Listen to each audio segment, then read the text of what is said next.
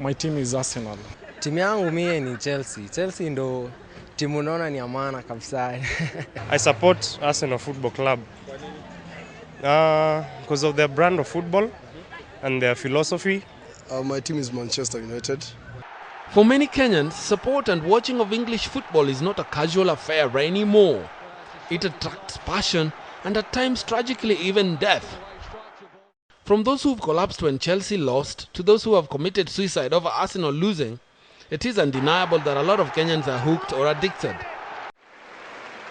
But of interest is the fact that despite having prolific athletes who are internationally known, very few, if any, have killed themselves over Kenyan athletes or even the local football teams. 3.51, and that job done.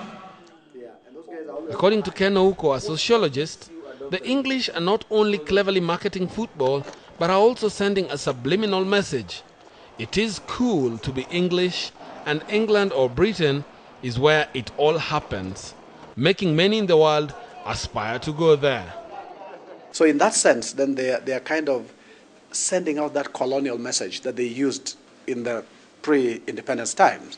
It's the same way they created that religious and linguistic system and brought it to us and said, Christianity and English, this is what you need to study.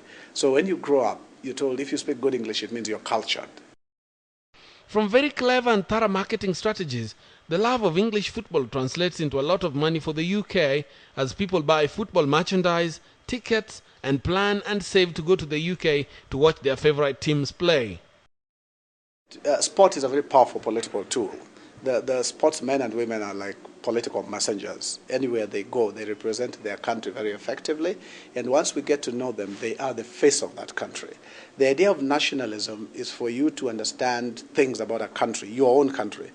For now, it seems that either the government is not taking advantage of Kenyans' passions for sport to rouse patriotism, or the English message is simply just too strong and more cleverly packaged and is turning Kenyans into Anglophiles who appreciate and know much more about the UK than Kenya. Old Trafford. The stadium is called the Emirates.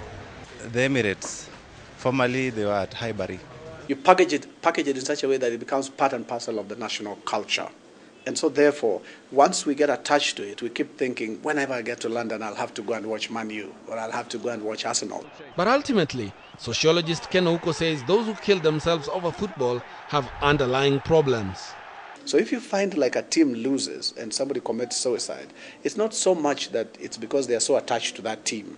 There must be some other, pursuant crisis in their lives that they are willing to easily forego that life in favor of a team. So the love of football remains a great unite and rule opportunity for the government, given that when it comes to football, Kenyans are passionate and can perhaps forget their differences. Boni, Odinga, KTN Saturday Night.